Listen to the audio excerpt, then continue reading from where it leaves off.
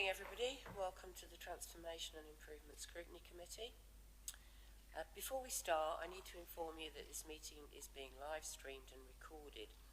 Please also note that all remote participants are muted at the outset of the meeting and are only able to speak at the invitation of the chair. Please raise your virtual hand if you wish to speak, and then only unmute when the chair invites you to make your contribution. As chair, I may ask that you are muted if you do not participate in this way. Okay, so apologies for absence. Rob Gittins isn't here, but Jeff Anderson is substituting. So before we move on to the first item, can we just go around the table and introduce ourselves? So my name's Claire Wild. I'm the councillor for the Severn Valley and chair of this committee. Go, Tom. I'm Tom Dodds. I'm the council scrutiny manager. Do you want to? Yeah. Kendrick, Democratic Services Officer. Dan Thomas, councillor for Muchwalnock. Andrew Sherrington, councillor for Worfield.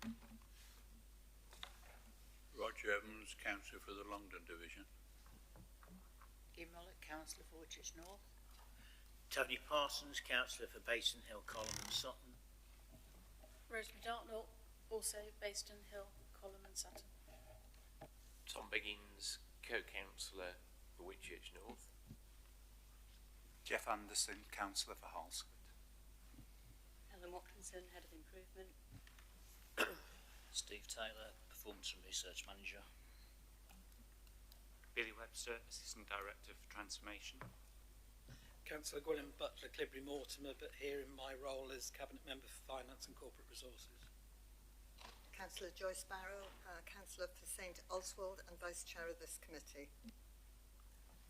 Hello, I'm James Walton, Executive Director of Resources and Section 151 Officer. Andy Beckley, Chief Executive.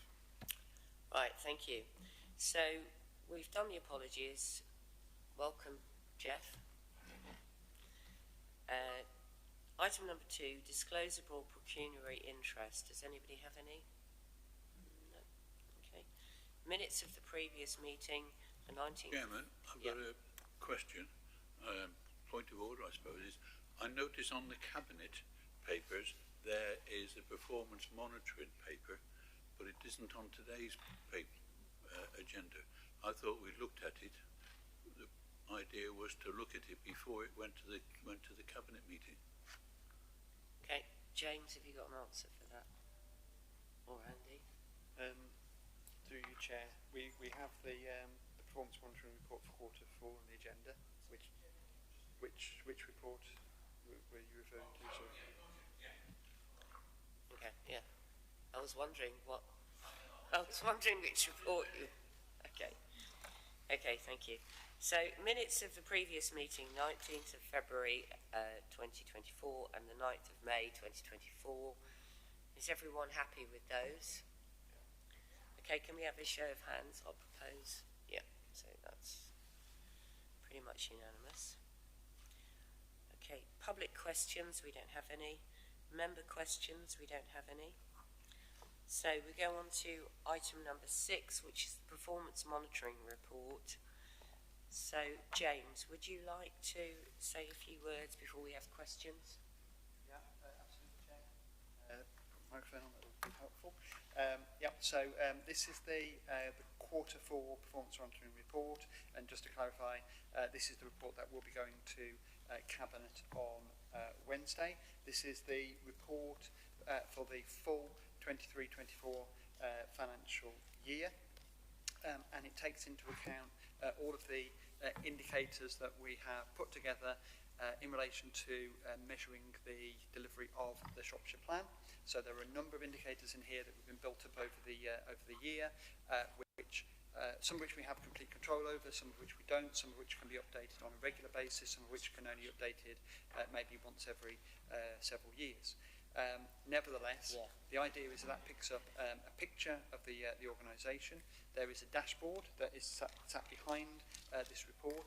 That dashboard is available for review and consideration at any point during the year. So there's information there that people can look at without having to wait for the reports to come out. Nevertheless, each quarter we produce a summary of where that performance is and where that's taking us. So the detail of that is set out in the report, identifying which measures are being reported on, where there has been some success, where there are exceptions, and there is some information given around where those exceptions are.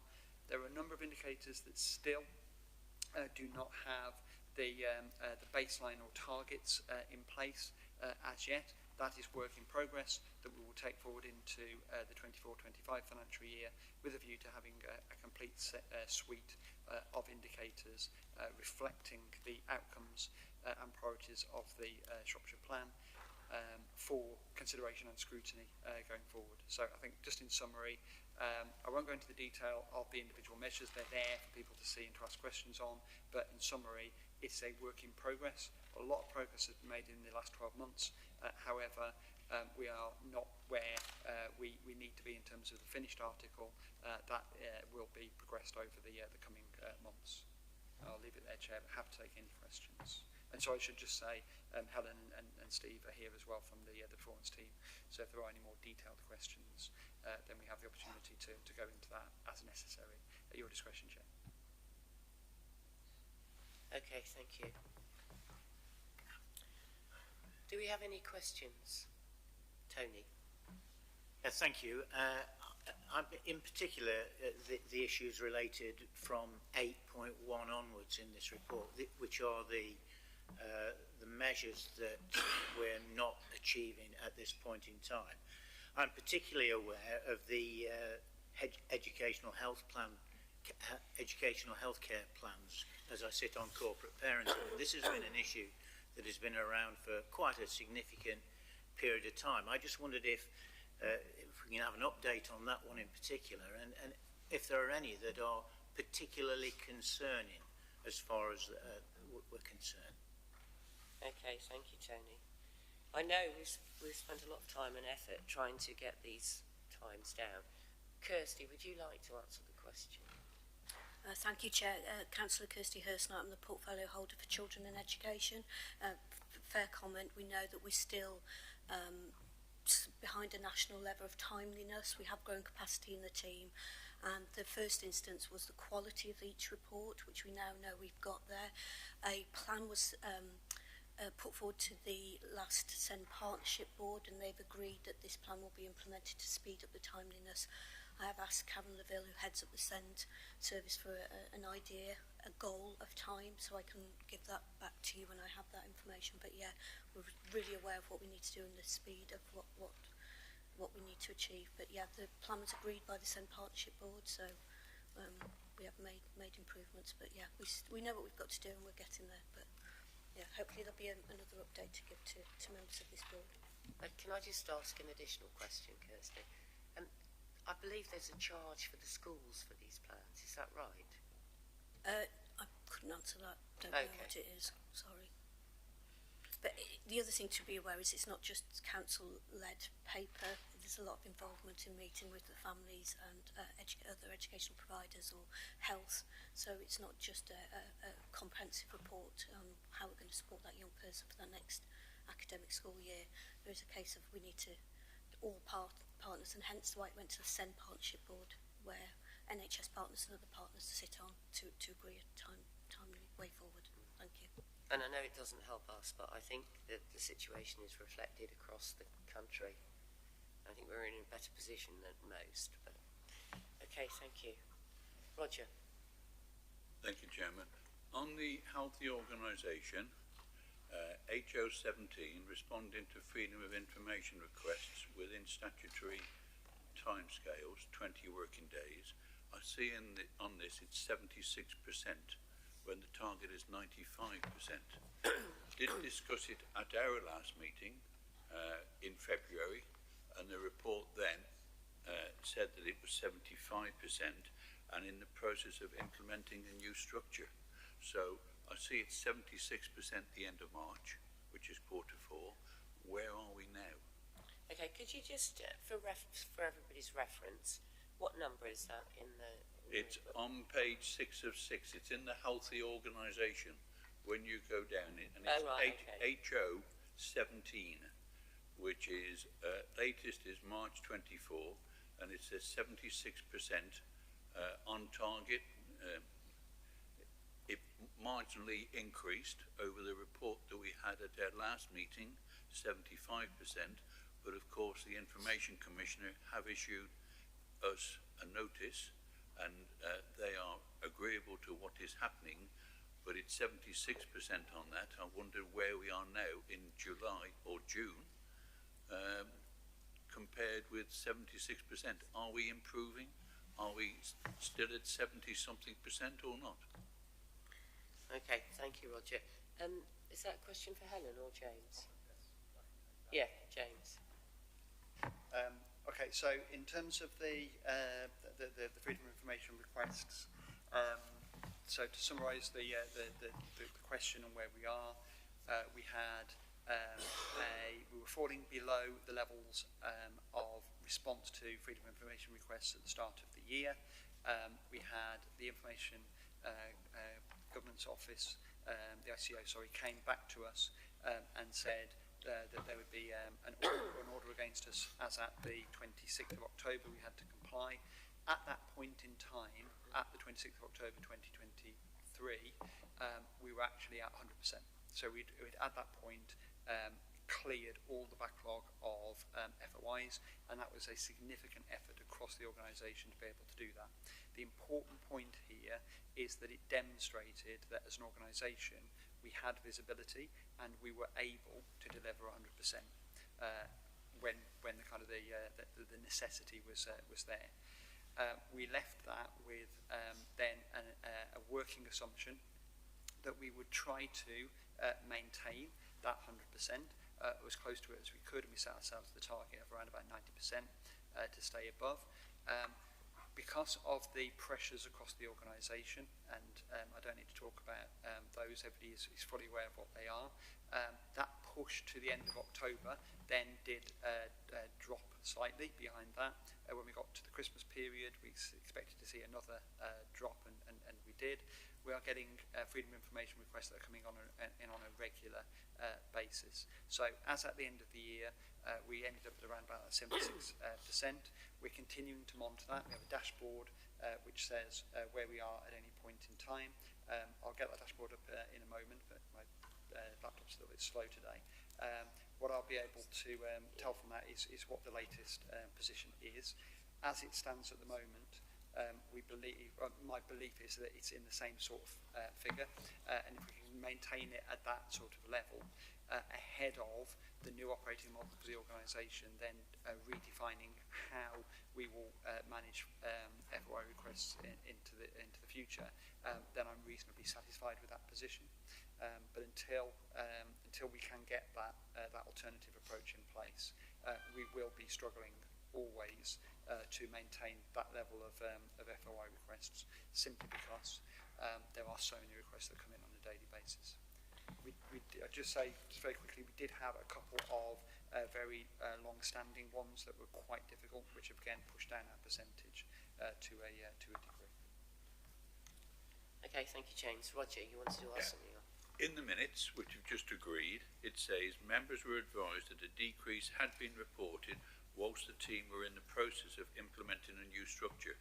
From what I understand, that new structure is still not in place. We are still 70-odd%, which is not satisfactory, when it should be 95%, and this is within 20 working days. What are we doing as an organisation to actually increase it and head at least towards the 95%? I haven't heard anything to say that this is where we're heading. I'm hearing that we're still around the 70-something%. Is that satisfactory? No, I do not think it is. But what are we doing as an organisation? Implementing a new structure, when do we expect it to improve? James. So I take that absolutely. This is not where we want to be. As an organisation, we cannot do everything. We have to prioritise, and as it stands at the moment, responses to FOIs. We are trying to maintain them within more like a 40-day period. Where we can get them out within 20 days, we will do that. But the reality is that some of those will slip because some of them are complicated, some of them are very complicated, even when they're within the 18 hours that falls within the legislation that says we have to deliver them regardless. It is a major burden on the authority, and I'm not going to step away from that. Fundamentally, what's required to be able to do this is a larger team within the Freedom of the Information Governance team. We've had one individual for much of last year. We are not in a position where we can be increasing the levels of resources within that team. So that's scuppered some progress to some degree. We have teams that are focusing on lots of other things, and an FOI coming in sometimes is not seen as the highest priority. The fact that we are comparable to other organisations but falling below our target, I think is something that I'll just have to take that criticism on the chin and say I'm afraid we cannot at the moment hit that 90% level, but that is a managed decision, not as a result of kind of taking our eye off the ball. Last comment, Chairman. Can we have this on the next agenda and updated that at our next meeting? We only meet every quarterly, so if it can come up then, because I am concerned that we do not want to hear from the Information Commissioner again. Okay, Willem wants to say something, then Rosemary wants to. Just very quickly, if I through you, Chair. From where I'm standing, and we look at the next papers that are on this agenda around the finance, the outturn and the finance and the transformation of this organisation, I, on this side of the chamber, will certainly not be prioritising the Liberal Democrats' concerns around freedom of information. Chairman, I object to that. I am not here as a Liberal Democrat. I am here as a councillor on a scrutiny with no political label. I apologise, Roger. I just don't see it as a level of importance compared to the other issues that this council are facing. Thank you. The only comment that I'd make as well is I think I've seen quite a few of them, and they are sort of variations on a theme. And when you look at the numbers, there's the numbers of FOI requests recently have skyrocketed. Rosemary. Yeah, thank you. I just wanted to ask in the report 8.8 H01. It's about the number of compliments. It's headed the number of compliments, but it's obviously the number of compliments and complaints received, both of which are down. And I just wonder if there's any correlation between that reduction of both those matters and the reduction of the hours that the telephone lines are available. Now, are we still getting the same number of calls, even though we've reduced the numbers available, the times available of the lines? James. Okay, I can't give you the detail around any particular correlation there. What I can say is that when the exercise was undertaken to reduce the number of hours that the customer service centre was open, there was some careful analysis done to identify whether there were calls that were being missed, whether calls were taking longer to deal with. The expectation was that there'd be people calling in outside of those hours. We didn't see that. We expected there to be longer calls when the phone lines then became open. We didn't see that. I mean, not within the bounds of an exception compared to how it was before. So, you'll get calls on a Sunday when we're not open, and you'll get calls on outside the hours on the days that we were open. We didn't see that significantly change over that trial period, and on that basis, we move forward with that, those changes. In terms of the complaints and the compliments that are coming through, where they are and what they relate to, I don't have the detail on that. I don't know whether Steve or Helen have got any further detail about that. And can I just ask a question, sorry, and then I'll let Joyce. So, just looking at this, quarter 4 is January to March, quarter 3 is September to December. So I would imagine, because it's lighter, people are out more, people are probably going to notice things more from September to December than they are from January to March when it's cold and dark early I mean, is that reflected over the years that you tend to get fewer responses Q4 when people aren't out as much? I would love to be able to answer that, Chair, because if that sounds very insightful. Because I don't have that. It just seems quite logical. You know, if people are out and about, they'll notice things. You know, it's I like agree with the logic. What I 10 o'clock. can't do is give you the information that backs that up, but we can certainly look at Sorry, Rose. Yeah. Yeah, I would have thought if we're saying that the complaints are down and the compliments are down, we must be referring that back to a previous year in the same quarter. We can't compare, you know, we've got apples and apples situation, isn't it? We've got to compare properly. So I would imagine that's inherent in the comparison, that we're comparing to the same period last year or previous years. Yeah, surely. So I'm sure somebody will find out for us and get back to us. Joyce. Thank you. I've had quite a few compliments passed on to me about the way our officers have dealt with situations in my area, and I'm just wondering if a compliment is passed on via a councillor, is it included in these figures? And the same applies also to complaints. If Helen, the data's fed through, Steve. yes. Who wants to answer the question? Steve. Assuming you pass the data through to the insights team, then assuming you pass the data through to the insights team, then yes, it would be captured. There's always a problem with compliments more than complaints. Complaints tend to get to the people. Compliments don't always get passed on, so it is hit and miss. But the targets do fluctuate based on the previous years. Yep, of course.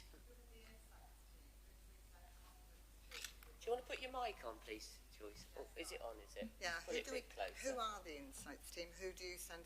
Who should we be forwarding the compliments or complaints on to? Sarah Dodds. Sarah. Okay. Thank you.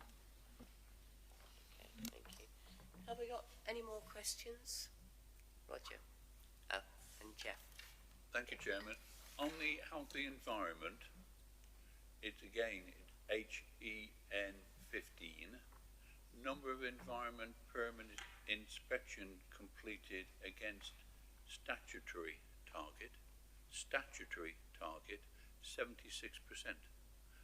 Target is 100%.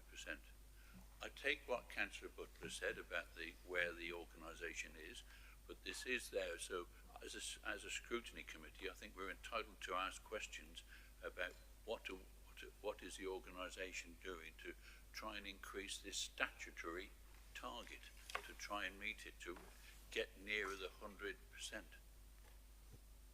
Okay, thank you, Roger. James? Okay, environmental permits is not my area, unfortunately.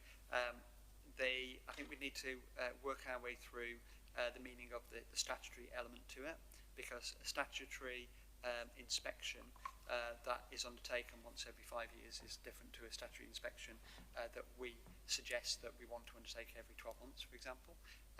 Where we set those targets and whether how they fall within those statutory requirements is also part of that. I think the reality is that across the organisation we are going to see a difficulty in maintaining some of these targets going forward, and I think we may have to. I'm always very, very nervous of a target that says 100%, because invariably that's impossible to deliver. The slightest delay, even by a few hours, can take you below that 100% target. Nevertheless, we've set that, and that's what we're working to at the moment. But I think in reality, we probably need to review that target going forward. I can't give you the detail, unfortunately, around the work that's required within that specific team. But if it's the wish of scrutiny, we can certainly find more information out about that. Yes, if you could do that and email the committee, that would be helpful. Jeff? I wonder if James can give us a bit more detail on an area that obviously he's going to be more comfortable with. Budget outturn versus budget 8.9. As reading that, it appears that we've done better than expected in terms of over expenditure with a variance of 7.3 million. I think we were expecting worse than that from memory. Through you, Chair. Yeah. yes, the outturn position is still a difficult position, but it is better than certainly our expectations were at Q3, and is an improvement on where we were at the end of last year. But there are a significant number of moving parts that have built that up. So this is just a very high level oversight of that. Obviously, we have the outturn report coming later in the agenda. So at a high level, yes, those assumptions are absolutely correct. We are, as at Q3. If somebody had offered me this at outturn, I'd have snapped the hand off. This is better than was being anticipated at that point in time. But we can get into the detail of that when we go on to that report in the agenda, if that's helpful. Yeah, and actually I was going to mention that at the end. I mean, when you look at the size of our budget, and then you see that actually there's a variance of 1.2 on the gross budget, that's incredible, you know. And I think, you know, Benjay, if he's listening and he's here, and James and the team, you know, that is brilliant. And also not forgetting Gwilym, because I know Gwilym works very hard as well, you know, and that is incredible. So well done. Have we got any other questions? Roger? I was going to ask this later, Chairman, but in the light of the previous question, I note in the minutes that we've just agreed, regarding social care discharge fund and whether the council is receiving any excess expenditure, the Executive Director for Resources advised that he would investigate and report back. I haven't seen any report back. Have I missed it, or is it there? And there are two other updates that were mentioned in the minutes that should be coming back. A cheaper solution to the Resources Director was for housing benefit. Work is ongoing to find cheaper solutions to this. And then finally, it's the mention about the adults and children's social care, and it was confirmed that this data would be provided following work with the Public Overview and Scrutiny Committee. It was felt that this data should be brought back to this committee to then forward to either Health Overview or People's Overview. 3 updates from the minutes. I was going to bring it up later when we're looking at other reports, but whether this is the right position or bring it up later, I'm not sure. James? Okay, so yeah, we can work through those particular issues. There's information that's been provided as part of the outturn report. That's been the mechanism by which we've gone through this. So that should provide the overview of those particular areas. I'll need to check through the points in a minute, so I'm just trying to get those up to confirm that. But if we keep those in mind as we go through the outturn report, then I think that's probably the best way of managing that, if that's helpful. Are you content? Through you, Chairman, if the information there can be supplied to us separately, I understand it, and it might come up later on in this agenda anyway, but yeah. We can do that, Chair, yeah. Yeah. And perhaps read the minutes a bit earlier next time, Roger. Yes. At the risk of being told to read the minutes in more detail, I just wanted to clarify the savings that are being spoken about here, £41 million, are 80% of the required savings. That implies that the savings were 52 million, and I'm sure that in previous council meetings they've been stated to be a target of 62. I think that's the wrong year. Yeah, I think that's the wrong year. Good, thank you very much. So, yeah. Okay, so the outturn deficit, I assume it is an adverse outturn of about £7 million, even though it's only about 1% of budget, and that is pretty good budgetary control, absolutely fine. It still means that that adverse outturn has to be accommodated for out of general reserve, in that effectively the organisation is making a loss. And again, I think it's pretty good performance. So you would expect somebody on my side of the chamber to be saying, no, but no, That's pretty bob on. So the level of general reserve, as I understand it, is around about 15 million at the end of that period. So that's about half of your general reserve. So the question I'm leading up to is, with this trajectory, even with this quite good level of budgetary performance, you're not going to be very long before you don't have any general reserve left. Is that my understanding? I don't think that's quite right, but anyway, I'll get James to answer the question. Or Gwilym. Gwilym, go on, have a go. Do we want to do this now, or should we move on to the next reports where it will be fully covered? I'll quickly answer it. You're quite right, Andrew, in what you're saying, that the reserves fell down to around the 8 million at the end of the year in the general fund balance. But part of the budgetary report we put to Council in February automatically then said on the 1st of April we will be putting another 30 million into reserves.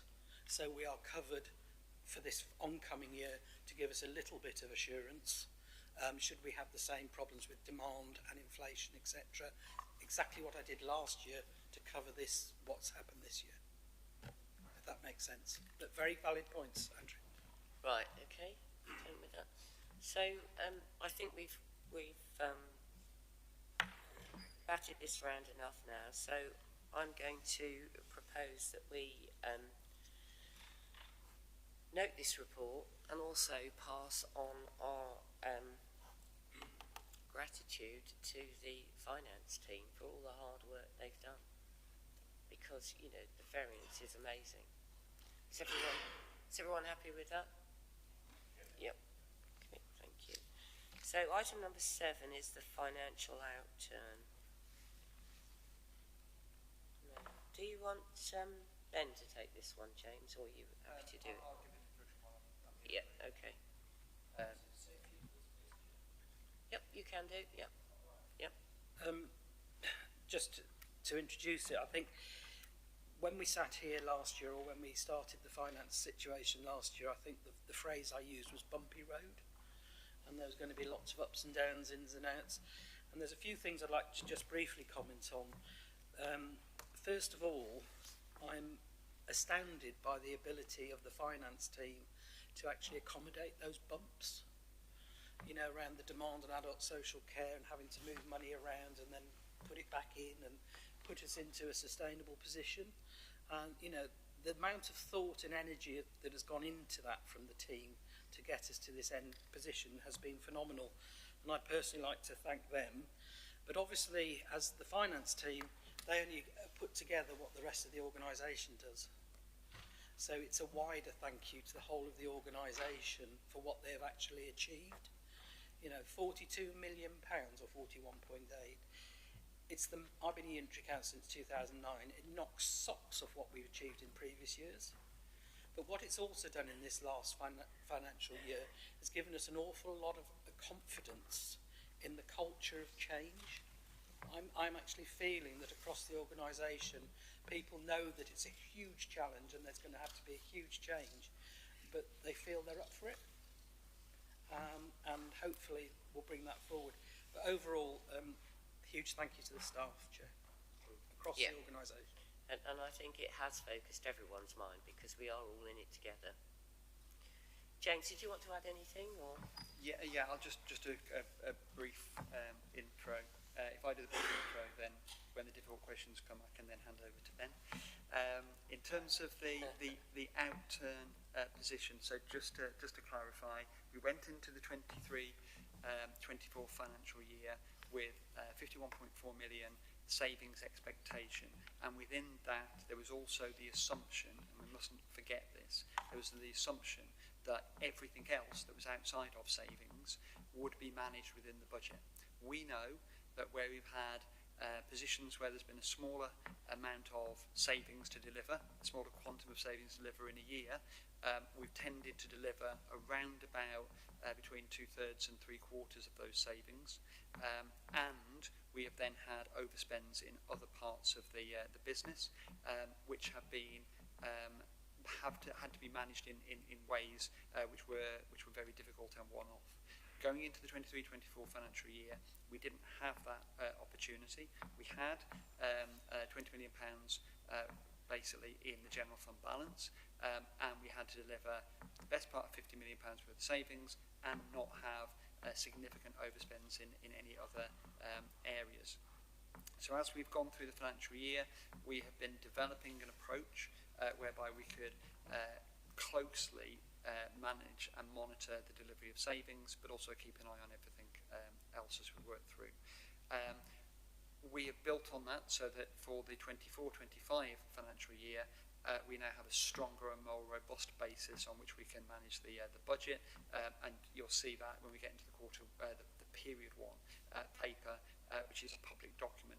We haven't produced a period one paper in anything like this level of detail before, even though it is high level, but we've been able to do that because of the work that was done over the 23-24 financial year. So the headlines are set out in the in paragraph 2.6 in the report.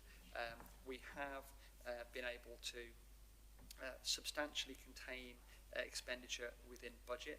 As it was pointed out earlier, there is still a significant overspend. £7 million overspend is a lot, well, nearly 8 million, 7.8 million in total. That is a big overspend by any measure when you have a net budget in the order of 250 million. Nevertheless, given all of those pressures that we had in year, which were talked about and gone through in detail at Scrutiny, given the level of savings that we had to deliver, the fact that we had at the start of the year a reasonable, if not high, level of general fund balance means that we could contain that. If you remember at quarter three, as was pointed out at a Scrutiny committee, we were looking at an overspend there in the order of 15 million, which would have left us with only £1.6 million in our general fund balance. Now, while, as been mentioned already, while we knew that we would be building that general fund balance going forward into 24-25, so the fact that it was only 1.6 didn't mean that's all we want for the next year. Nevertheless, only having 1.6 at quarter three meant the slightest deviation from that means that we wouldn't have sufficient reserves to be able to manage. So the fact that we've been able to bring that back somewhat and go through the savings delivery and the management of the wider budget and bring that in so that we now have a high level of reserves at the end of the year. The £30 million, as has been mentioned, budgeted to go into 24-25, means we have about £38 million in general fund balance for 24-25. That's not as high as we would like it to be, when we know we've got £62 million worth of savings to deliver.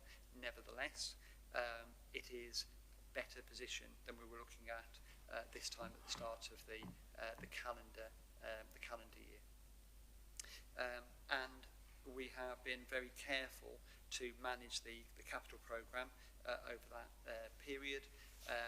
We will be reviewing that going forward into 24-25 to ensure that that does not become an additional pressure that we have to manage. We have a degree of controllability around that area. So, all in all, a better position than we expected, but nevertheless a very difficult position. Nevertheless, we are not in any way out of the woods financially, but what we have to remember is this is a plan that's over 2 to 3 years to deliver, and unfortunately, in a sense, we have to have this cut-off point at the 31st of March where we look to see where we are, and we have to manage ourselves around that. The good news is that we've managed that around that point that leaves us in a better position than we were expecting. But nevertheless, it's still part of a difficult journey that we're working through over the next few years. Okay, thank you, James. Have you got anything you wish to add, Ben, before we start? No? Okay. Right, Roger. Thank you, Chairman. Congratulate the finance team for managing the finance. It has been a difficult year. Many difficult years for many local authorities, and we've come out of the year with something in the general reserves. But if we go back over the year 23-24, as has been said, at the start of the year we put £20 million into general reserves, which took them to £27 million. We also put another £10 million into general reserves by taking £10.8 million from the earmarked reserves and adding that to it. So there was all that money went into general reserves. But due to overspends, yet again, after many, many years, we finished up with a general fund balance of just over £8 million, an increase of £1 million over where we were in March 23. So yes, it has managed it, but we put £20 million back into a budget that we said the Cabinet would manage.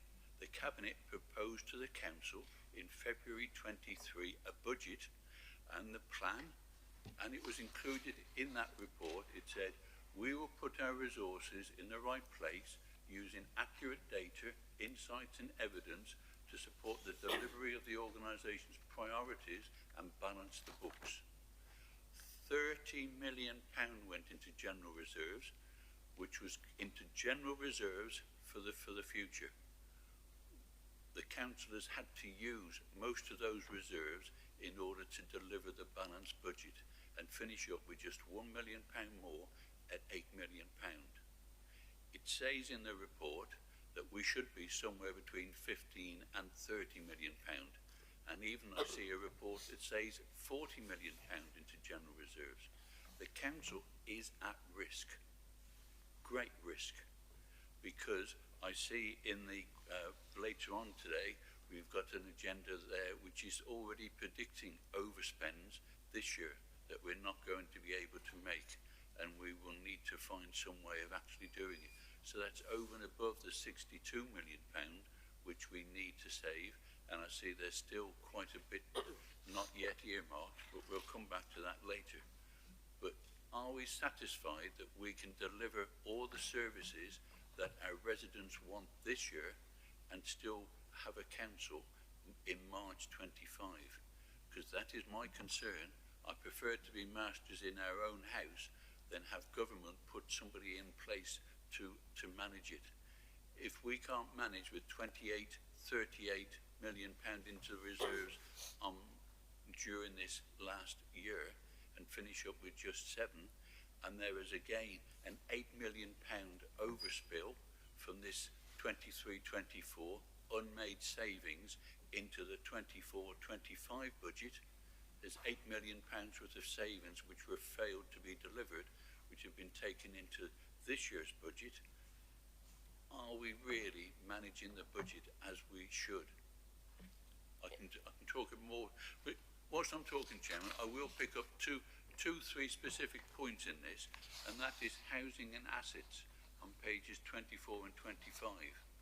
If one looks at those, the overspend in those particular items is enormous, 200% in places, overspend.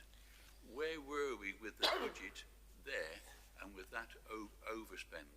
And there is the housing benefit as well, which again is overspent by £1 million in the budget that the Cabinet put forward to the Council in February 23.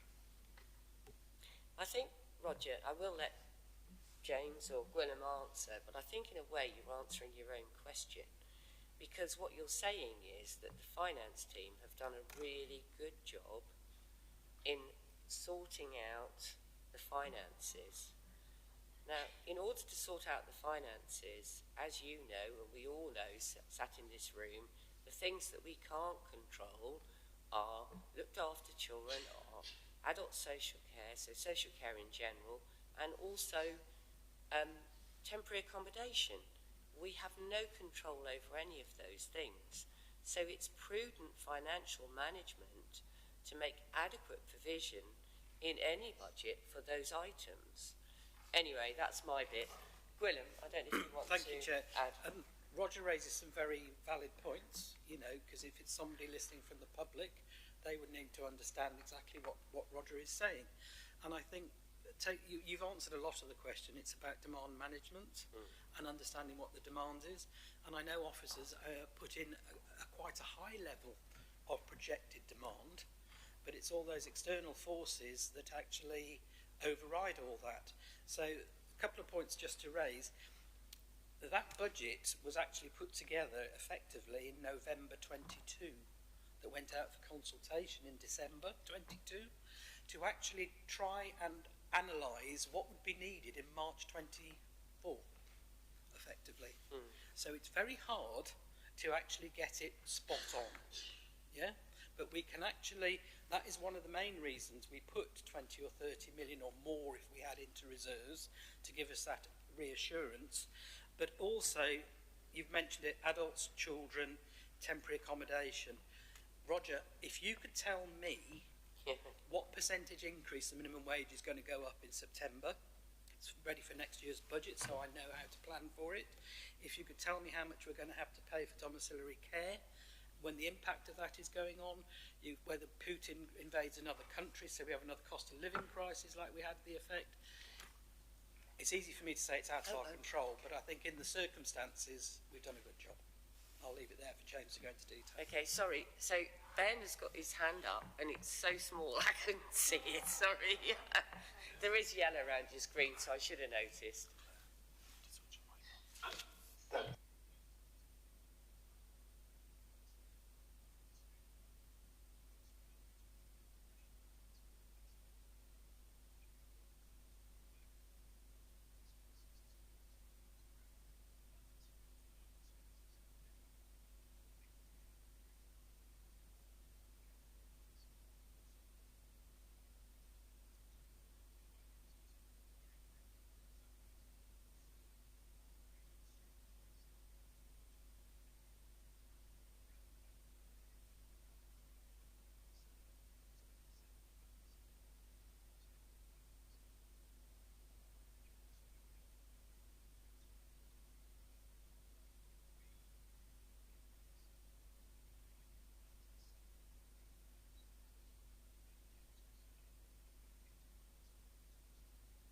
Number of areas, the impact of the 22-23, so the previous year, inflationary impacts across social care actually were higher than anticipated in a lot of areas. Certainly that included Shropshire. We also saw that demand increased significantly through the January-February period. So if you like, the winter period, January-February 23, and that had an impact which wasn't fully covered in the estimates that we put forward and were approved by Council for the 23-24 year. So within that, the appropriate deployment and the repurposing of some of our reserves, which has been rehearsed as some of the response to that financial management through 23-24. And I note the compliments paid to the finance team, and I appreciate those. It wasn't just the finance team, I think it was also across the chief officer team, and it was also the engagement with the operational teams as well. But there was a coordinated officer response to that, which recognised the need to deploy reserves. So we deployed the reserves. That has significantly informed our learning going into setting the budget for 24-25. There is significant growth that's been applied in 24-25 into those social care budgets in particular, children's and adults, but also looking at some of the pressures around temporary accommodation. That has been properly recognised in a way which I would regard as being perfectly acceptable, if you like, from a professional perspective. So I think it's right to raise those questions. Are we doing this in the best way? I think under the circumstances, yes, we are doing it in a perfectly acceptable manner, and we're also trying to learn as we go with that. So in terms of the period one position and concern over the forecast as at period one, we'll get into that, I know, in the next agenda item, but a quick response to that is a very, very early forecast, and we know that as much as anything else, that is understanding the emerging position. We really need to understand what happens in period two as well, because it is by no means a complete position, to which Councillor Evans is referring to. Yes, on its own, that is a cause for some concern, but it is a very, very early position in the year, and by no means is that the kind of the expectation that it will be that position at the end of the year. Sorry, a range of points in there, Chair, and I hope that those comments are helpful in terms of understanding the difficulties facing the Council, but also the way in which the Council is facing those challenges. Thank you, Ben. So Tony has been waiting very patiently, Roger, so if you're quick. There's a supplement, and that is the housing and assets sections in this. It says the budget was 50,000, the controllable variance is 112,000, that's a 200% increase. Housing and assets, it says budget minus 750,000. Actually, the controllable variance was 1.3 million, an overspend. And then again, housing and assets over the page, it says budget minus 181,000, actual expenditure was 341,000. Now that's three different areas, all to do with housing and assets. Some of it may have been accommodation, but I'm not clear why there are three separate budget items there, all with an overspend quite excessively above what was the budget. This is nothing to do with adult and children's services, and that's why I haven't highlighted that, because I recognise the difficulties there are there. But there's other parts of the council where we were due to make savings and we haven't. The expenditure has increased in proportion to the budget by quite a large amount. Yep, I think this is to do with temporary accommodation. Okay, so I'm going to turn my mic off now and ask Ben to answer the question. Thank you, Chair. Just to clarify what's happening here, if I can suggest that the table which is set out at Appendix 1.3, which is the revenue outturn by portfolio holder, you can see there that there is an overall position, overarching position for the portfolio holder for housing and assets, with a revised budget, so budget as at the end of the year, at a net cost of 9.4, a controllable outturn of 10.3, so an overall variance of 898,000, so just under $1 million. The point of that is that the term housing and assets refers to the portfolio. If I then refer back, and if the committee follow to Appendix 1.2, you can see that across the directorates, there is a heading for the service area, which is in the first column, and then that is followed by a second definition. That definition is the portfolio holder. So if I just work down to the place position, so the first one that you can see there is housing services, and it's then also marked as housing and assets. So the officer lead is in housing services, housing and assets relates to the portfolio. And part of that is relating to the controllable variance, £437,770, and that relates to reductions in the B&B numbers, or plans to reduce the B&B numbers, and the challenges that have been identified through that area. So it's a housing and assets portfolio, but it is the housing services or the general fund housing element which is in there, and we understand that is to do with the costs associated with temporary accommodation. Some of the other portfolio elements cut across from the the housing element in general fund and link more back to the Assistant Director of Commercial Services. So you can see some of those lines in there. Some of this is to do with the achievement or otherwise of savings, or some of it is to do with the delay in savings. So plans being put in place during the year to secure savings which couldn't be realised within the course of the 23-24 year, but which many of which either remain on track to be delivered but late into the 24-25 year, or for which growth was applied as we went into the 24-25 budget, on the recognition that actually some of those which we had reasonably planned to secure, we were in the event unable to secure. So I suppose what I'm saying there is there is a number of different areas. The housing and assets refer specifically to the cabinet portfolio holder, but that is also that portfolio, as with the other portfolios, is split across a number of service areas, hence the range of different outcomes. But you should be able to see within the 1.2, the Appendix 1, so the tables at 1.2 there is the commentary which associates follows in those different areas. And I hope that clarifies as to why it is that overall in that portfolio area there is some overspending, and that overspend is in part to do with demand pressure and in part to do with the pace at which savings were able to be delivered during the course of the year. Thank you, Chair.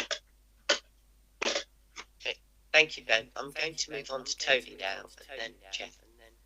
Thank you, Chair.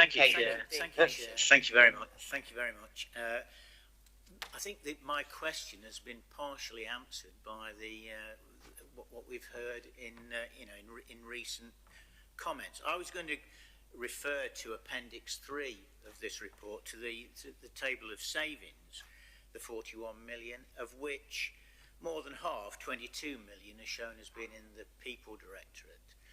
And largely, the largest part of that 22 million in both adult social care and children's social care. And I was going to say, well, both of those services have seen increased demand over the last year, and so I would have expected that those savings shown in those areas to be difficult. But it sounds, from what I'm hearing, that when the budget for these areas was set in November 22, January 23, we were expecting a much bigger need for a budget to deal with these particular areas, and we've not had to make use of that. So I'm anticipating that we've not made any major changes to the way that we perform in those two areas. It's because of that budget process back in 22-23.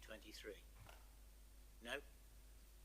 Oh, well, in that case, can you give me the three major areas where there have been significant changes, where we've changed the way we do things to make these savings? Yeah. Before James goes into the detail, I think the key problem we've got is, remember that we've only got a net budget of around 310 million. 80% of that is in care. The rest is tied up with Veolia and everything else, and there's very little left in place. So if we've got to make major savings of 50 or 62 million, we have no alternative rather than some has to come out of people, and it is by doing things differently. But I'll let James come in to give the details if that's possible. And all I'd say is, obviously it's a really difficult question. We haven't got the director here, unfortunately, today. But certainly from sitting on the People Committee, what I'd say is that the service is that both adults and children's are transforming, and they're changing the way they do things to make savings. But on the other hand, you've got the pressures keep coming up. So you do get, so you do get savings and you do get overspends. I don't know who wants. Do you want to answer that one, James? Because it is very complicated.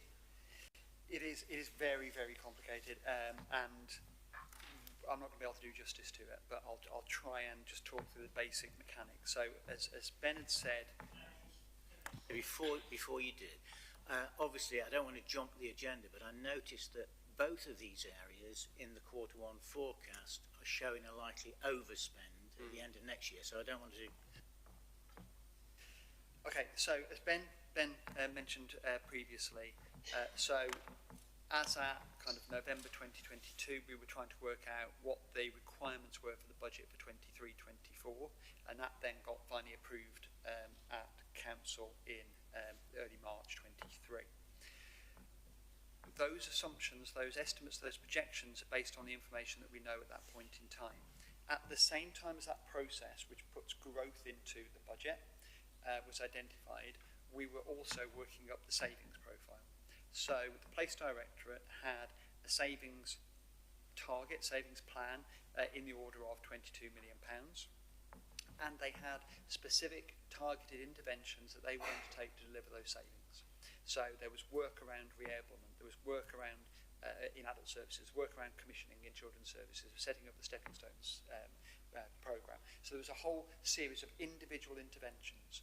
So if we look at specifically those pieces of work that the People Directorate did to deliver those targeted savings, we can demonstrate that they delivered £22 million of those savings. Now, some of those were base budget, we've taken those costs away, we've had a long-term impact. Some of those were one-off, some of those were something in between. So they had an implication, but then, full year effect of that needs to work its way through. So, in terms of that £42 million delivery, and just over half of it being within the People Directorate, that is absolutely correct. Phenomenal job, given the work that needs to be done within that area to try and deliver those sorts of things. Over here, we've got the fact that we had estimated a level of demand going forward into 23-24, which said it was going to do this, and what we realised by the time we got to the start of the year was it wasn't doing this, it was actually up there and doing this. So we've now got a problem, because you know, 1st of April, question in my head, A, are they going to be able to deliver the savings? And B, what do we do with the fact that we've now got better information that suggests that the budget that we've set is below the level that it needs to be? So, Director of People Services took away the savings and went, I'm going to deliver those, and went away and delivered. My side of the bargain was that level of pressure we are going to manage over a longer period of time than just 12 months. So we very overtly said, I think we said it at quarter 1, but we certainly said it at quarter 2, that we were going to put some one-off money into adults and children's to manage that position as at the 31st of March. And this has been alluded to already. So we knew that was not a sustainable solution, but we also knew that if we didn't do that, we would be overspending in the multi-millions.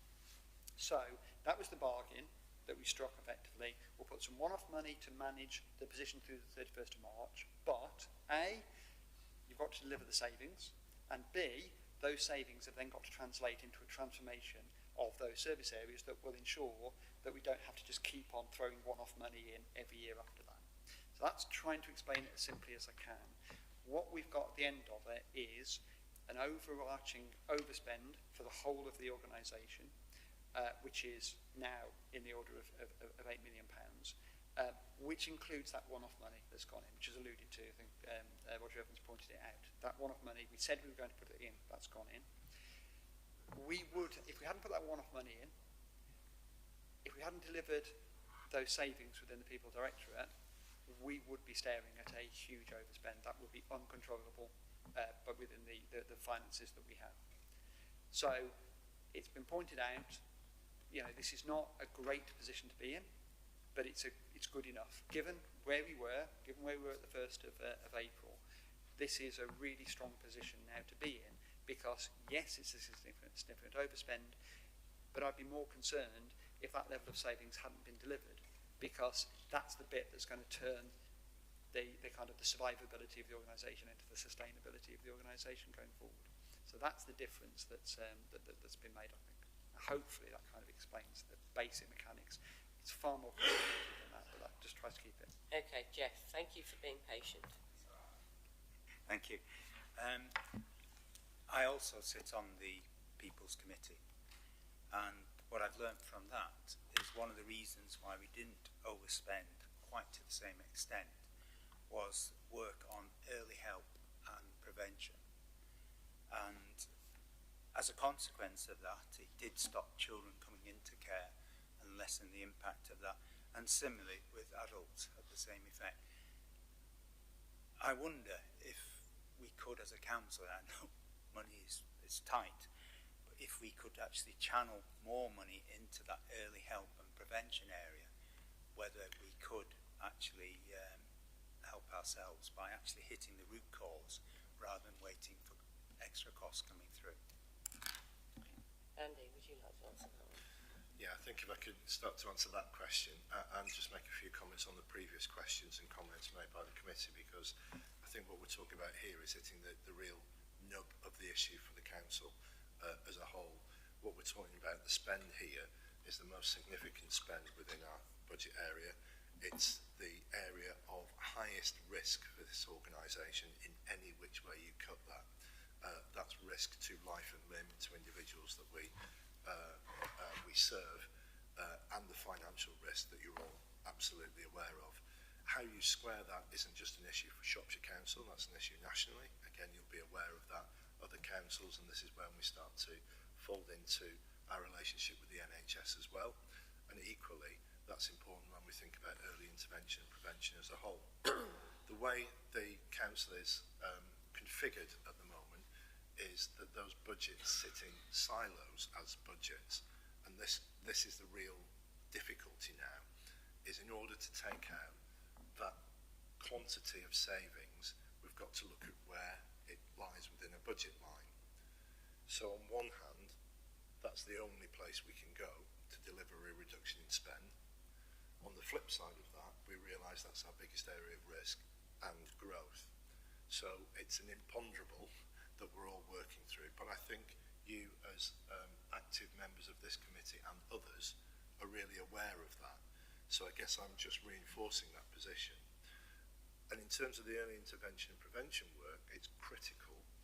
And that's when I believe that this organisation as a whole can pivot and can actually start to address all sorts of issues that contribute to people requiring our services in a more acute sense as their conditions deteriorate.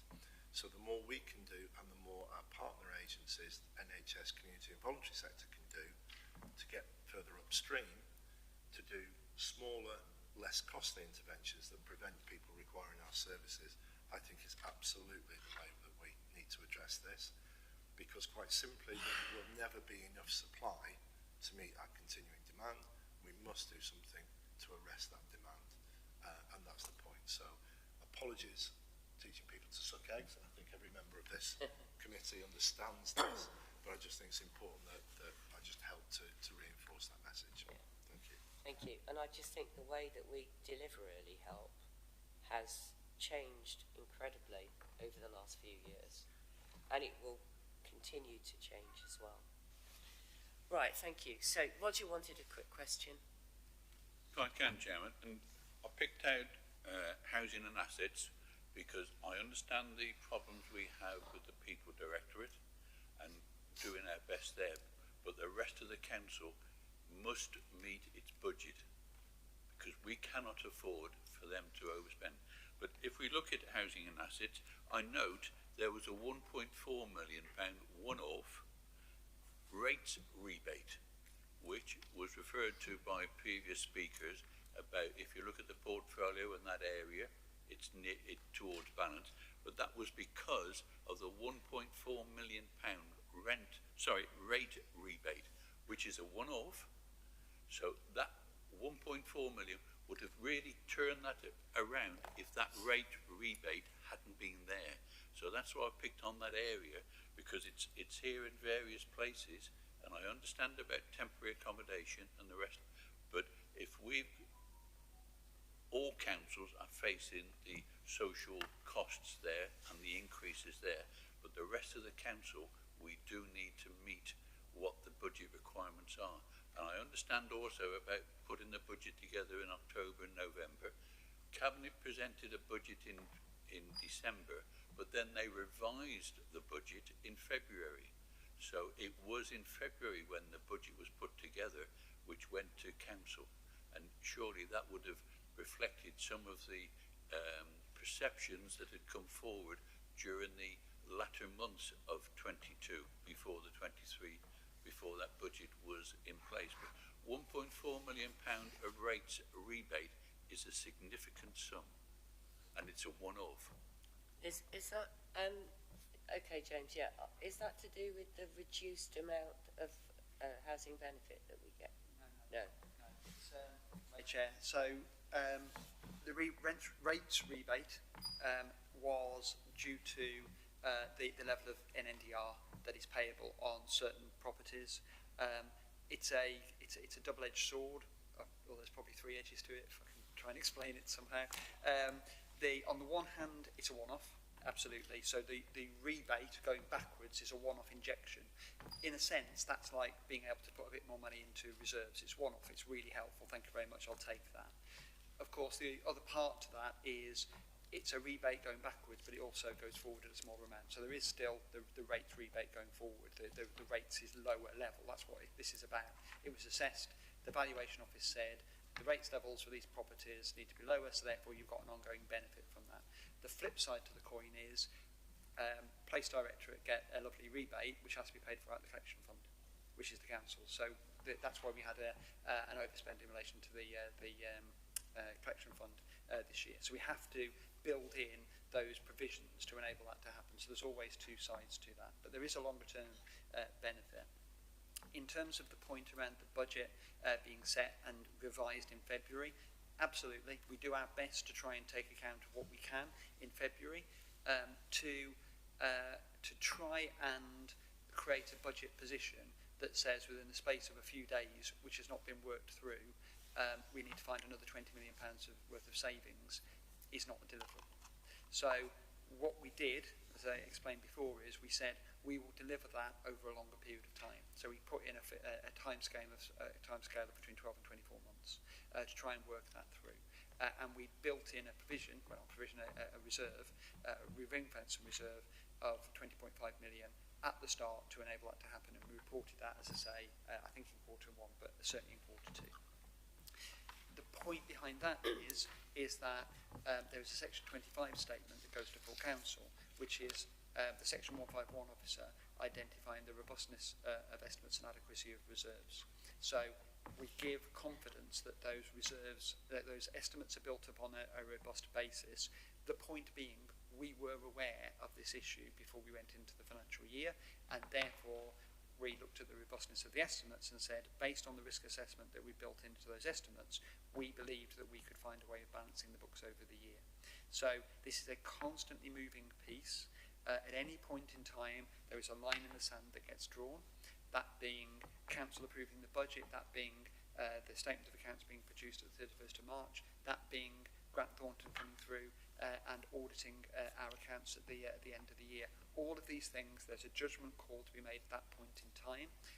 What I can say is that those judgment calls that we took early in the financial year and towards the end of the previous financial year have resulted in the position that's been reported in the outturn. It's completely transparent. I fully accept all of the challenge that's been put forward by the members as to how we are managing the budget. I think Councillor Evans said, is this the way to manage the budget? There are lots and lots of ways that you can manage the council's budget. It's a very, very complicated piece of work that we have to work our way through. It is not something that I take sole responsibility for, in the sense of I can't deliver this. It's the whole of the authority that needs to deliver this. And as a point that was made earlier, if you will go on to the period one report shortly, I think Councillor Parsons pointed out that was an overspend within the People Directorate going forward into 24-25, which I didn't address at the time. That is absolutely correct. What I can say, though, is my level of confidence around the delivery of savings in the People Directorate is significantly higher than it was last year because of the track record that we've seen over the last 12 months. So that overspend for 24-25 in the People Directorate is suggesting that some of those savings won't be taken, won't be able to be delivered, and some of the demand that we will see will outstrip what we budgeted for. That may well be the case. I'm hoping that we're being overly prudent and actually we can pull back from that.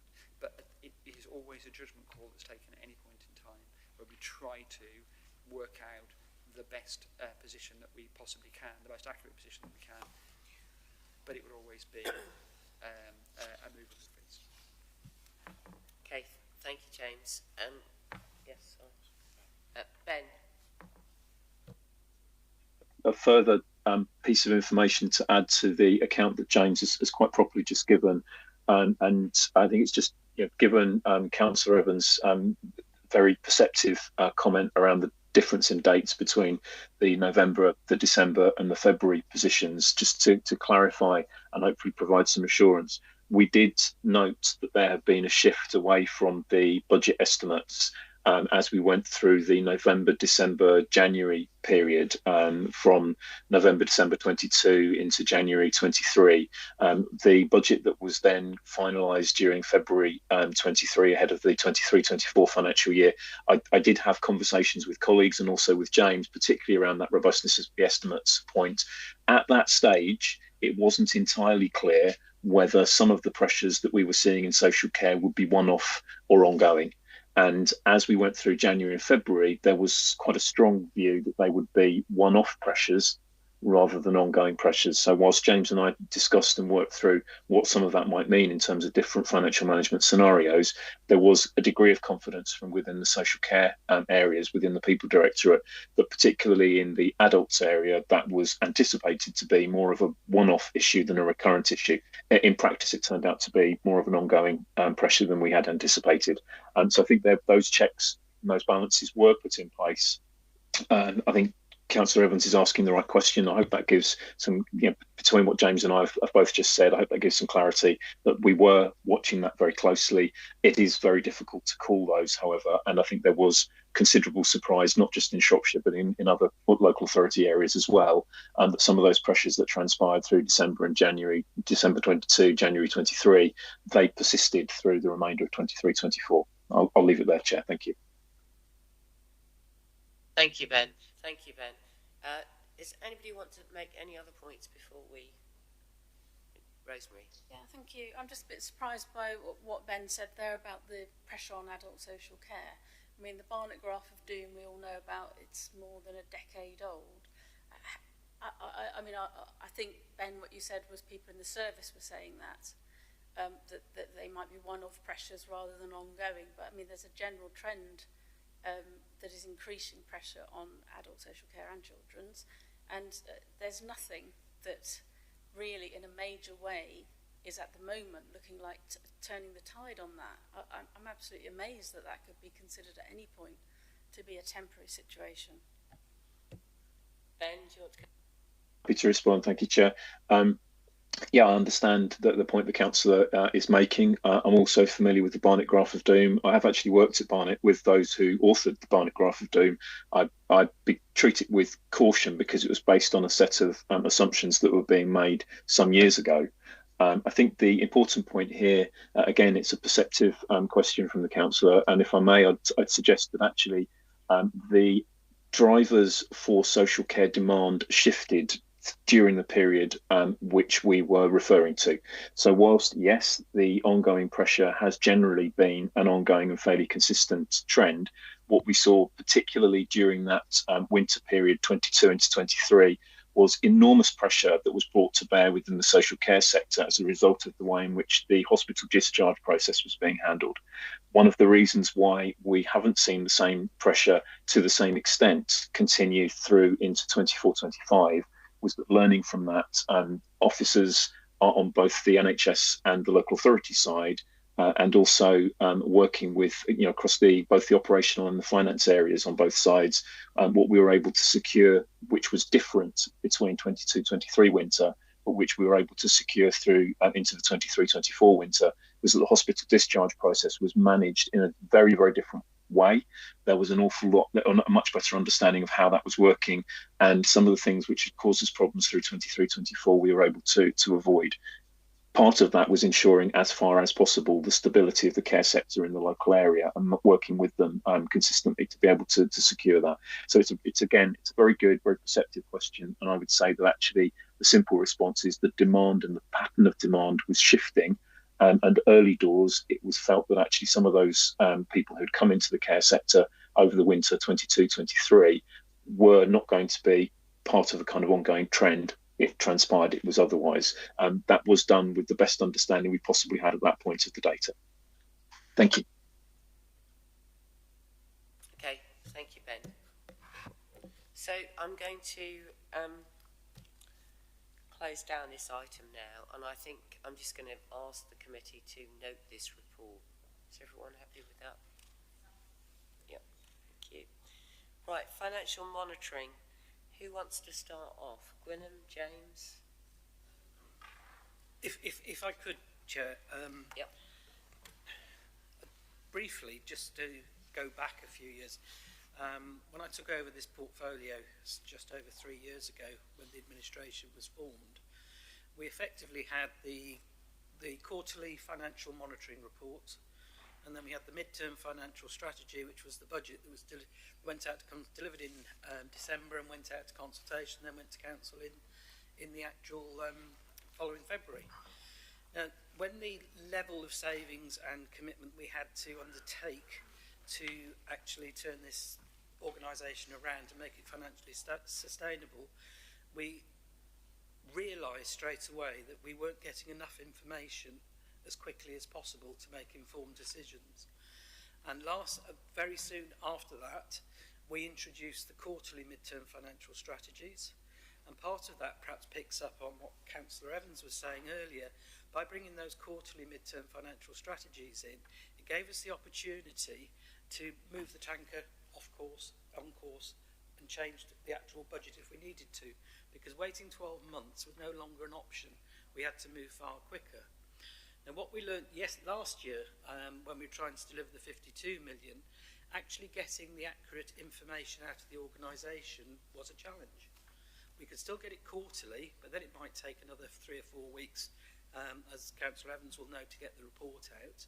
And so we wanted to design a process whereby, on a more up-to-date basis, a monthly basis, we could get accurate information on what I would call how the organisation is cooking. What's it feel like now? What's it look like now? Where does he think it's going in the future? So we could actually take better control and move it forward. The other challenge to officers was, what I actually saw last year was, things were trundling along, but we didn't get to understand full levels of pressures till the late autumn. And then we didn't have enough time almost to make enough changes without really moving things around, which we did quite successfully. So this year it's very much a case of getting as much information as we can, whether we like it or not, out of the system, warts and all, as I put it. So we as members can know where it's going, and we can have the confidence to work with the officers to move it forward, and I hope that makes sense. So again, this is only the first period one. It's the first one we've had like this. I would say there is concerns. I've told officers to go back around the 29 million and sharpen their pencils. I'm not happy, and that will go down to all the different levels. But it is always been, hopefully James and Ben will agree with me, it's always at the early start of these projections can be a bit doom and gloom. Yeah, can I just ask you? And I'll leave you at that. Yeah, okay, so I think last year's predicted overspend was actually halved during the year, wasn't it? It certainly reduced. It was reduced, but the demand pressures came from adults and children, so we had to deal with them. Okay, so there is an expectation that the 29 million will be brought back.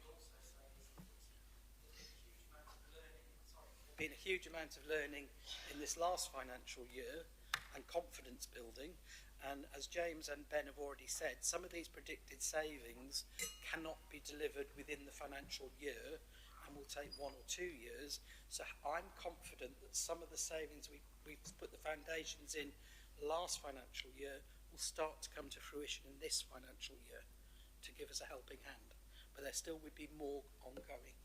And I think the other thing, just a final, we can't just get hung up of next December bringing the budget for 25-26. We've got to be bringing the budget for the following 3 to 4 years, those projections, so we know where this organisation is going, and stop thinking just for the 12 months, in my view. Because things can't, it's not like switching a light on and off. It has to be a process and an evolution on the budget. And I'll leave it at that. Thank you. Thank you, Gwyneth. Roger. Thank you, Chairman. Can I say thank you to Gwilym and the staff for actually producing period one. It is the first time and it is useful. And I'm not going into too many figures because period one, as we've seen with quarter one, it can be a little bit abnormal and things altered during the year. However, with the papers in front of us, and I'm looking at Appendix 1, what is of concern to me is the words "in development."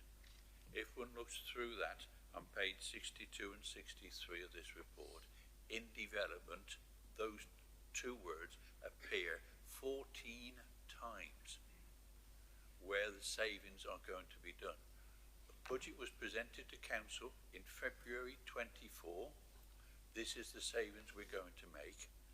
At the end of April 24, there is in development, in development, in development. Are those savings going to be made? Are you, whatever, confident that they can be made when it says in development? So are they real or are they estimated? There you go. Yep, you can have it. You can have a turn if you like, James, and Rose, we can go afterwards. I'd like to respond to this because a lot of that 14 times was me. Because I was specifically putting in development in, and I didn't want anybody to come in and say, oh, it's this or that, based on what they're reading.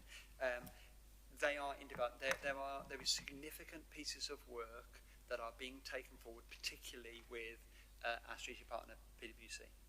And that work has been ongoing since probably early March in earnest. And there's huge amounts of data and work that's been going through over the period of the last couple of months. We absolutely know the requirement that we need to deliver in relation to this. What we can't do is draw up on a directorate by directorate position exactly what that will look like. So what we did when we set the budget, there were a few overarching areas that council members will be aware of. There were a number of lines built into the MTFS which were quite broad brush and quite far-reaching. And what we had to do to set the budget was we had to identify a way in which that could be apportioned. Those organisational changes, they had to be apportioned then across each of the budget lines. So Andy referred to this earlier. You've got those individual lines within the budget. In a sense, that puts things into a silo. What we needed to do was to get that into the budget, but what we then had was a separate plan, organisationally wide, that would deliver that. To say that those plans were ready in time for this report to be produced would have been incorrect. So therefore, I took the term of in development to be a reasonable compromise to say where we were. They were in development. They were being worked through. They are now getting very close to establishment. We literally had a further meeting about it this morning, the executive team, to work through a bit more detail of that. This is an ongoing position. We now know what that looks like. What we're not able to do is to articulate that in any great detail to the organisation or to the wider members as yet. That will be, and I think it's alluded to within this report in a number of areas, there are things that will come in period 2, and there are things that will come in period 3, which is the first quarter, that will help to clarify some of the information in here. So it is absolutely correct to pull that out, to say there's a lot in here which is ambiguous. The use of in development is a very ambiguous term. What I can do is give you the absolute assurance that every one of those lines is part of an organisational wide piece of work which is being drawn together right now, is in progress right now, and as soon as that can be reported back with appropriate levels of delivery, that will be built into the period 2 or possibly the period 3, quarter 1. Thank you. So Ben wants to say something, so if everyone turns their mic off, thank you. And then after this I've got Rosemary.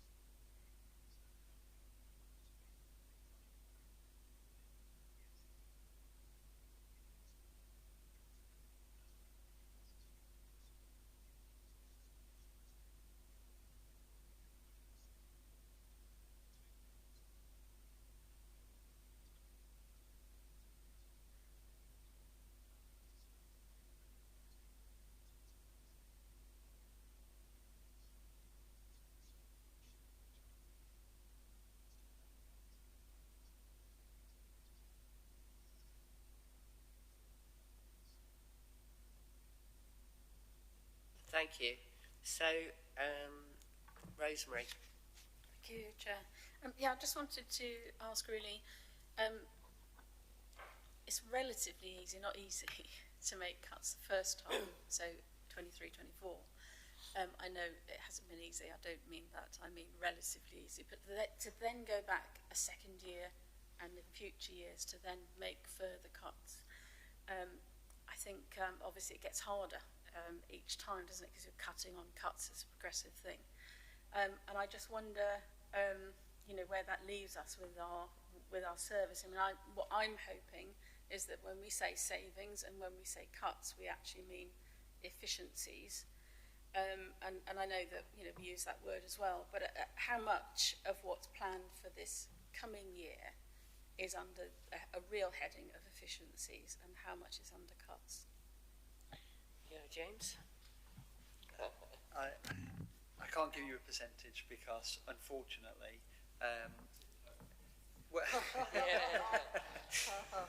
thank you.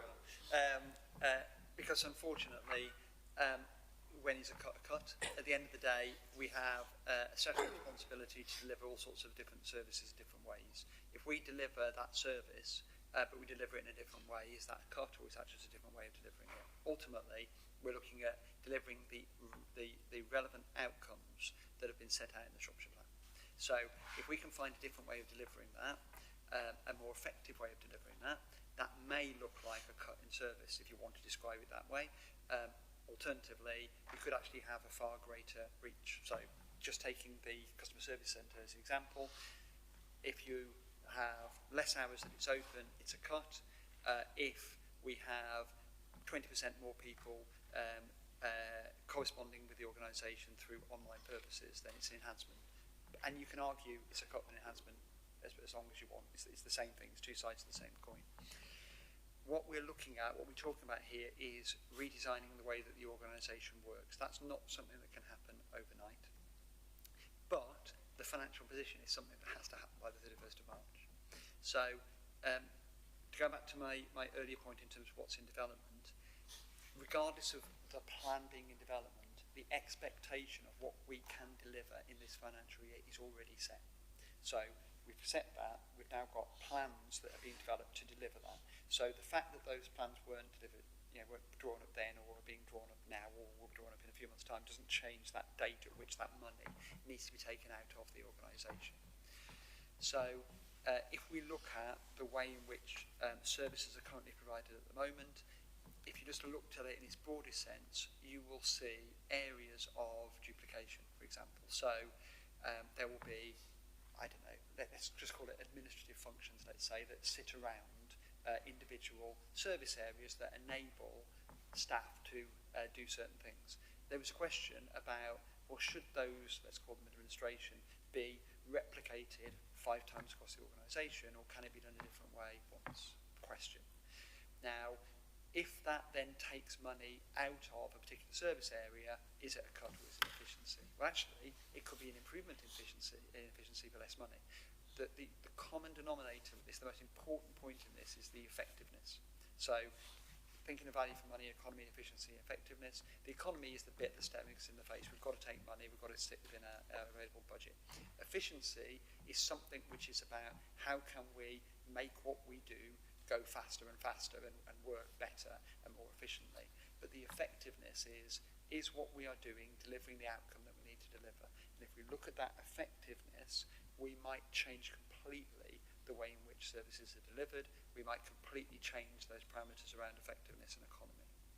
So I'm not telling you anything, I'm not giving you any answer at all. I'm just talking about the thinking that we are going through to try and deliver that.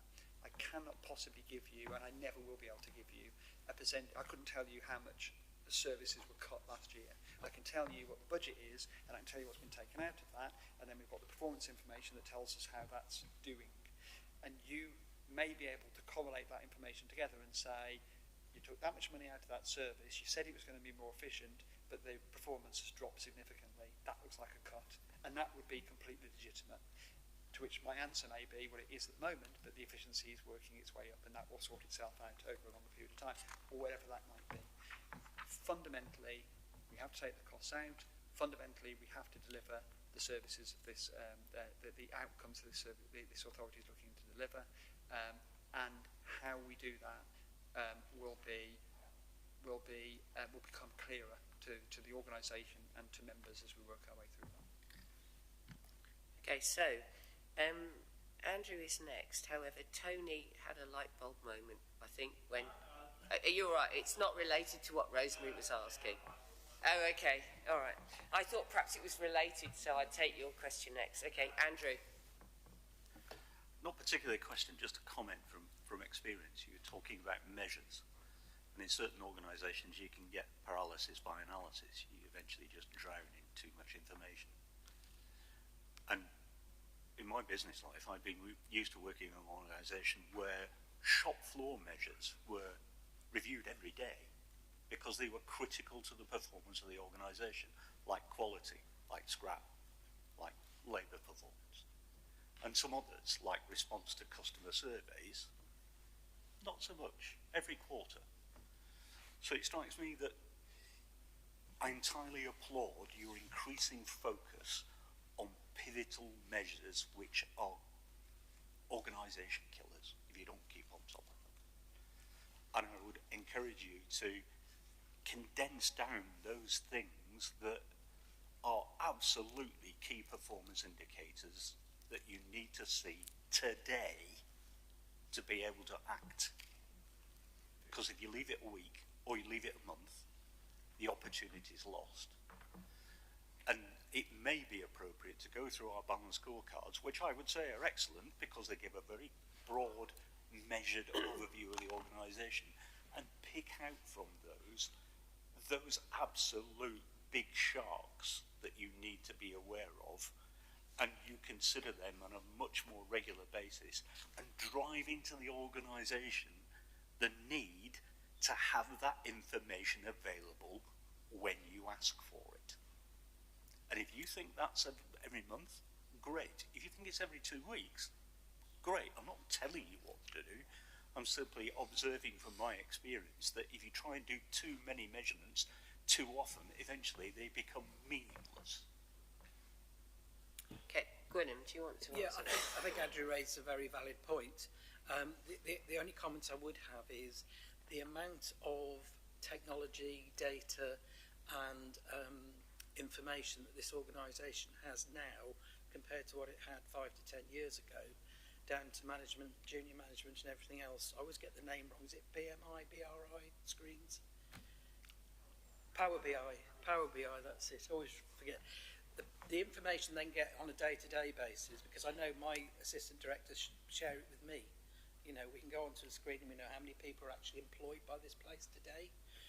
And all sorts, right down to that lower level that you're talking about. And I think it's a role for Helen on Insight and David, sorry, Steve, not David, reminded me of somebody, the job, and perhaps for Scrutiny to actually look at what they actually look at. Very valid point. Which we are doing. Yes, James. One very quick point from the Chair. I think it's a really important point that's been raised by the Councillor, and it circles us all the way back to the question we started around freedom of information. And that is an area that, in a sense, we have to deprioritise, because we have fundamentally, you shouldn't be reviewing more than, say, 10 measures. Yeah. And if you're doing more than 10, you're doing too much, because those 6 or 7 or 10 are the absolutely critical performance indicators. And all the rest of it is just supplementary information that improves the quality of your decision making, but fundamentally will not help you if you need to make a decision now.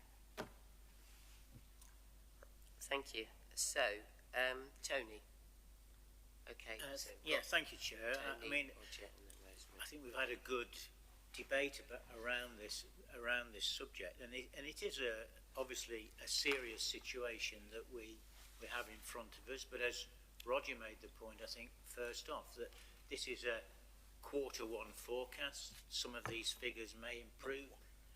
Sorry, period 1. Some of these figures may improve, some may deteriorate. And you know, we are under pressure in the delivery of services and in improving our services. We may need to recruit more people, which obviously adds cost to the budget and whatever. But I'm just concerned, obviously, that at the moment this is looking like we're losing £500,000 a week, there or thereabouts, and how long that can continue as we develop the measures that we're taking to get the budget straighter, and you know, just how confident are we that we'll be able to continue providing the very necessary services that we do provide as an organisation without some of those services a bit deteriorating, which I know none of us would want to see happen. So it's a sort of it's not a case of let's wait and see. We've got to do things almost immediately to try and get things right, but we mustn't panic, I don't think, in doing that. Okay, thank you, Tony. So I've got Roger and then Rosemary. Thank you, Chairman. Talking about capital receipts, it's mentioned here, and it shows that at present there is £10 million which is coded red. End of period 1, as I said before, but I note that it's critical because it's using this funding to actually help fund transformation costs and any costs of restructuring, which is at progress going on. So £10 million capital receipts, carefully planned. Is there any update on that? James. Thank you, Chair. So it's very early days. Capital receipts is something that we have flexibilities around. We can use that, as has been said, to fund transformation. This means we can, there's three basic elements to that. That means we can fund elements of the strategic transformation partner. It means that we can fund transformation activity within the organisation, which means we can fund posts that are dedicated to that level of work. And it also means that where we have redundancy costs, there are significant elements of that which can also be capitalised. So there is an element of capital receipts which is about kind of oiling the wheels to enable the transformation work to go through. This is something that is has been in place now, agreed. It's built into the financial strategy that Council approves every year to give us the authorisation to undertake that flexibility, and it's something that the majority of councils around the country sign up to, so they can use it. Right now, we have that expectation, early expectation, that we would be looking at around about £30 million worth of capital receipts as our requirement. That is a higher level of delivery than we have delivered in previous years. However, this is something that we would be spending dedicated time on, and we know that, you know, as our starting point, our balance sheet suggests that there are enough assets out there which we could find ways to liquidate, which would deliver us that level of capital receipts this financial year.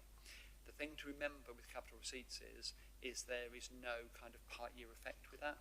So we could have no capital receipts on the 29th of March and then complete on a whole series of things on the 30th of March, and we would suddenly have £30 million worth of capital receipts that we can apply in year. That's the way it works. There's a separate thing about cash flow, but in terms of the way that was managed. So as at the end of April, when this was produced, I can't give you any further update or insight into where we are in that progress. I can say there are plans in place that are being worked through, and there's a very clear expectation of what level of capital receipts need to be delivered.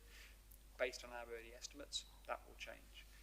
But as we work through each period, we will be able to provide updates on capital receipts delivery, and that's why we've built it as a separate item into the period 1 monitor and into each of the future period monitors, because it's a really important point that we need to be managing within this whole budget process this year. Okay. Rosemary. Yeah, I think this might be a really simple question, a sort of yes, no, or in development answer maybe. We had an email, an all members briefing organised for last week, I think, and the general election got in the way of that briefing about finance. And I just wanted to check all these, the last 3 items we've discussed are on the Cabinet agenda for Wednesday. Are they all going to Cabinet? Yes, through you, Chair. All 3 items will go to Cabinet.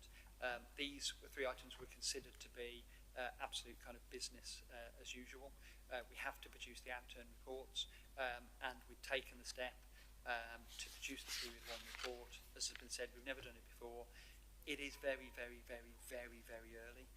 You have to remember that the organisation has been spending April particularly and May as well, putting together plans, delivering savings, producing the outturn, producing the council statement of accounts, all of these pieces of work. That's why you don't do a period 1. You certainly don't do a period 1 and produce it for public consumption. But we've taken that step because we felt that this year it was more important than ever that we had something that we could work through at an early indication of whether the level of overspend that we would undoubtedly be looking at this year was containable within the earmark reserves that we had. That was the most important point, and we took the decision very early on, which was not then changed when the election was called, which was to say, if we produce that report as a public report, that will put a level of robustness around that piece of work that you won't get if you don't produce it in a public report. So that's why we took that, and that's why it's now, in a sense, business as usual. So that there was no issue with that going to Cabinet on Wednesday. Yep, you want to come back? Thanks, Claire. Yeah. Thanks for that, James. So then it'll come to Cabinet with caveats, those caveats. When would you expect the period 1 figures to no longer have caveats and be absolute? So through your chair, so the period 1 will stand as it is. That's a point in time to say where we think we're going to be at the end of the year at period 1. As it says in the report, there'll be significant developments ready for period 2. So the period 2, which is in development now, will be a better version of this.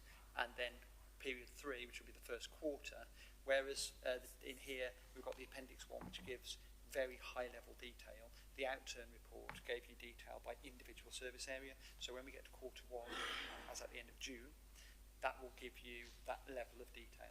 So period 2, an improvement on period 1. Not an improvement in terms of what the bottom line will be, but an improvement in terms of the data that's within that. Less in development, more yes, no.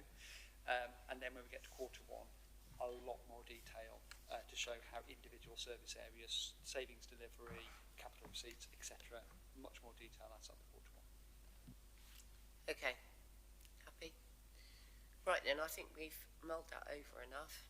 Is everyone happy to note that report? Okay, thank you. Work programme, Tom. I think we've got the agenda for the next meeting sorted out. Yeah, so next week, so there's an additional, so all scrutiny committees have got 1 meeting a quarter scheduled in, but there's scope to put additional meetings in as required. So there's an additional meeting that's gone into July, which again comes before the cabinet meeting in July. So that agenda's set. You've then got your forward programme meetings, so 9th September, then there'll probably be another one early December, or into early January, and then you're in through the year. I'd say that you have, same as you've had today, you have substantial standing items on your agenda, so the quarterly performance report and the quarterly financial reports, or the most recent report, most up-to-date financial reports. It might be, if the meeting lands before the end of quarter 2, you won't just have the quarter 1 report, you'd have the period 4 reports there as well. So those will all land, so you'll get the same view as you have on this. What you then have is a question of whether you have scope to look at additional topics and additional areas as you do that. And just a reminder of this committee's remit, it is overall performance, so that's finance and activity, which you've covered today. Quality, which you've touched on, is part of that, is the compliments, complaints, that wider customer feedback piece. Transformation, you touch on transformation through looking at this, but are you picking up the points? So your recommendations in the reports include identifying additional topics that you might have or the things you want to focus on. You've done that today. The only bit I'd flag is I know that on the 11th of September there's the annual customer feedback report. Goes to Cabinet, so that might be something you want to look at on the 9th of September. But this is not about necessarily additional work to be done. It's about making sure that you get the same view of what's going through Cabinet and get that scrutiny view to it as well. So, And the July one will be important because we'll have all the up-to-date stuff before it goes to Cabinet, which is what we always wanted. Roger. Chairman, not being political, but there will be a new government in after July the 4th, whatever the colour is. There will be a report going to Parliament on whatever it is. So the 9th of September scrutiny and the effect of anything on the council, I think, needs to go on that agenda to have an update on whatever the new government is going to say about local authorities and their future for the next 5 years. And I think there needs to be an item there to reflect whatever is said prior to the summer recess. Okay, thank you, Roger. Yeah. Well, we'll talk about that on the July meeting. Yeah. Thank you. Yeah, I just wanted to make a plea to have reports out the week before, if we can, please. Yeah. It's meant to be a week, isn't it? It is meant to be a week. Yeah. And I do try and stick to that. Yeah, I know. Yeah. Okay. Okay, thank you very much. Oh, Kirsty wants to just say something. Yeah. Sorry, it's just in relation to your question, Councillor Parsons. I've obviously spoke to the team. The plan is, without too much detail with the send, will be December, so that we'll be back in national average before then, taking into account that's one good, strong academic term, working with all our agencies on the backlog, the historic backlog.